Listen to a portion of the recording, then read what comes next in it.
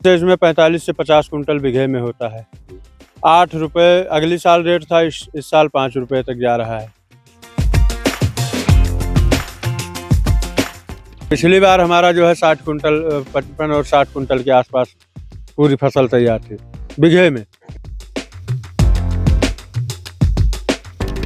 नमस्कार, मैं हूं विशाल सिंह। गोंडा पोस्ट लगातार आपको जन सरोकार से जुड़ी हुई खबरें दिखाता रहता है। आज हम आपको ऐसे ही एक उन्नत किसान से मिलाएंगे जिन्होंने परंपरागत खेती से हटकर एक अलग प्रकार की खेती की है।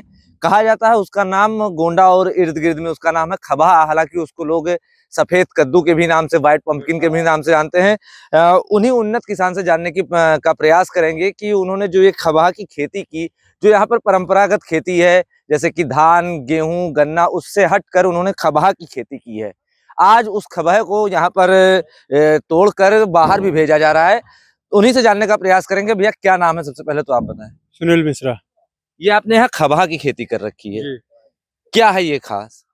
इसमें प्रॉफिट होती है, हर कृषि कार्यों से अलग हटके है ये। हटके है? जैसे इसमें 45 से 50 कुंटल बीघे में होता है।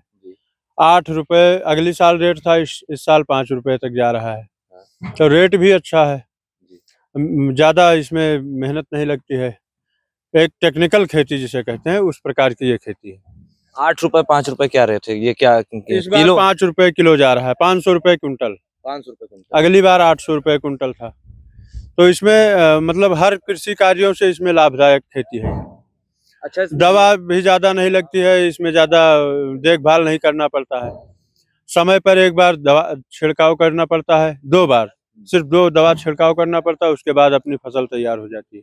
कितने क्षेत्र में आपने इसकी खेती कर रखी थी? थोड़ा हमको विस्तार से बताइए। पहली बार तो था 8 बीघे में, लेकिन इस बार थोड़ा कुछ डिस्टर्बिंग के कारण 4 बीघे लगाए थे। 4 बीघे? हाँ, 4 बीघे में 1 गाड़ी माल तैयार हो गया होगा। अच्छा, जैसे कि हम बात करें कि आपके यहाँ खेती होती है, मान लीजिए गेहूं की, गन्ने की, इनकी खेती होती है, तो उससे हट के ये किस प्रकार से है? इस खेती में जानवर का कोई डर नहीं रहता है। पहली बात, जानवर से बिल्कुल निश्चिंत रहते हैं। दूसरी चीज, इसमें जो है ज्यादा मेहनत नहीं है, उसमें फायदा भी कम है। गेहूं और धान, मक्के में मेहनत भी ज्यादा है और फायदा नहीं है। इसका आइडिया कैसे आया आपको? कैसे आपने सोचा कि इसकी खेती की जाए? इसके लिए कृषि विभाग से बराबर जुड़ना पड़ता है। और कृषि उद्योग विभाग से हमें पूर्ण रूप से जानकारी मिली और इसमें अच्छी प्रॉफिट है। इसके लिए मैं ग्राम सभा में कई 2, 4, 10 व्यक्तियों को और खेती वो भी कर रहे हैं, जिसमें अच्छा इनकम है। कृषि विभाग से क्या जानकारी मिली आपको? क्या पूछा आपने? दवा और बीज के बारे में उनसे जानकारी होती है। बिक्री के लिए यहाँ पे आगरा के लिए भेजा जाता है, गाड़ी से लोड करके। कहाँ कहाँ भेजते हैं आगरा के अलावा? और कहाँ कहाँ? आगरा ही, हमारा 3 वर्ष से आगरा ही कंटिन्यू जा रहा है। आगरा ही। और इसमें सबसे बेस्ट क्वालिटी यह है कि इसमें फसल 2 बार होती है।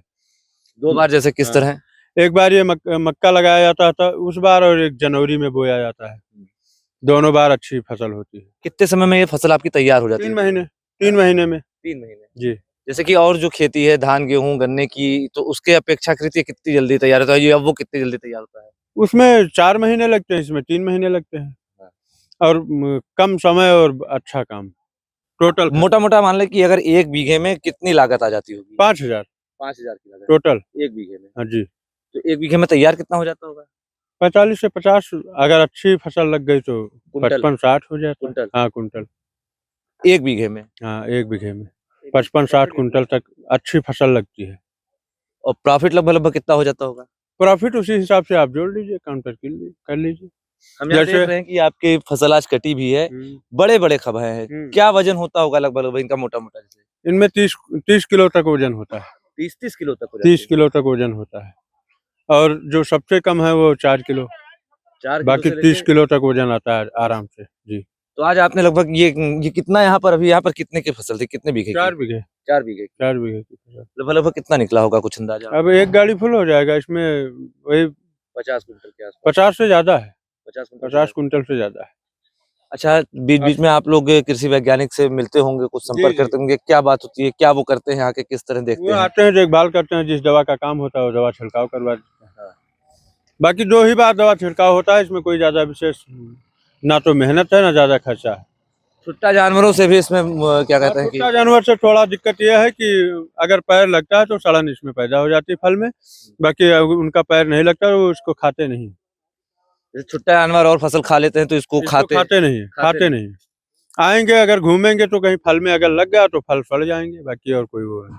क्षेत्र में और किसान कितने हैं जो इसकी खेती कर रहे हैं? कम से कम 20 लोग हैं जो खेती करना चालू कर दिए। 20 लोग और अन्य हैं जो खेती करना चालू कर दिए हैं कभी की।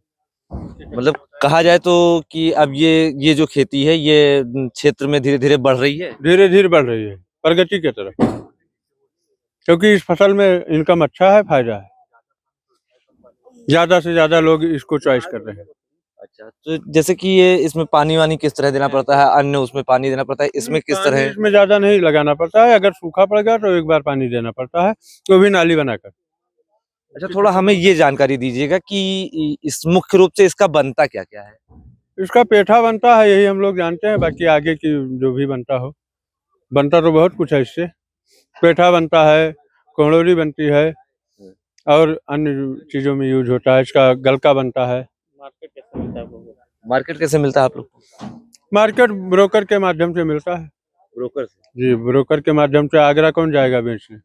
तो यहाँ जो ब्रोकर मिल गए उन्हीं को दे दिया गया। जैसे ब्रोकर से आपको ये मिलता है तो क्या ब्रोकर का भी उसमें कुछ हिस्सा होता होगा, कुछ हाँ, परसेंटेज कुछ होती होगी? अगर उनको कोई फायदा नहीं तो हमारा खरीदी क्यों करेंगे माल?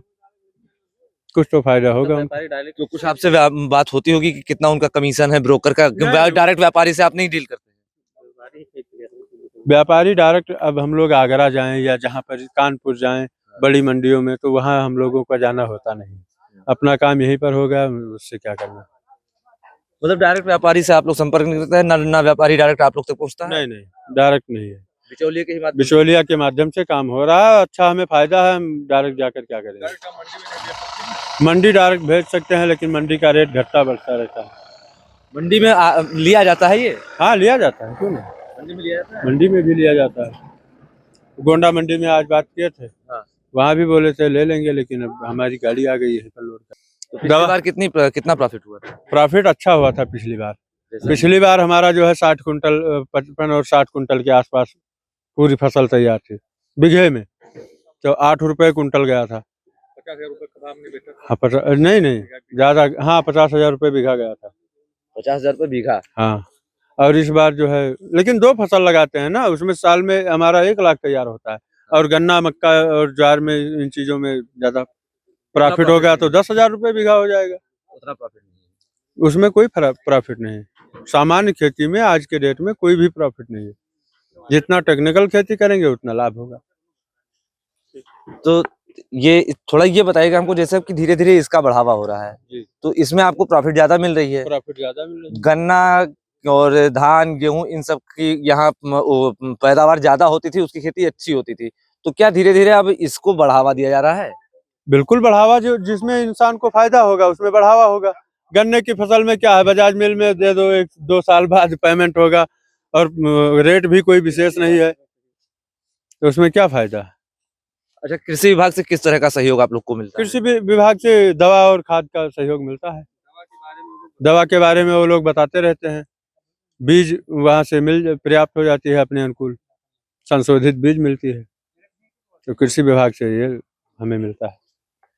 तो ये थे हमारे साथ वो उद्यमी किसान जिन्होंने इस खबाह की खेती को बढ़ावा दिया है। इन्होंने साफ तौर पे बताया कि लगभग 3 साल से ये उसकी खेती कर रहे हैं। पिछली साल इन्होंने ज्यादा बोया था, उपज ज्यादा हुई थी, तो इनको प्रॉफिट भी ज्यादा हुआ था।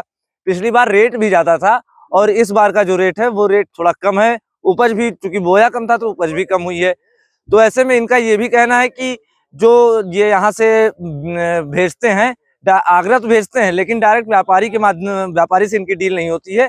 कहीं ना कहीं बिचौलिया होता है, बिचौलिया के माध्यम से ये इस अपनी उपज को आगरा भेजते हैं।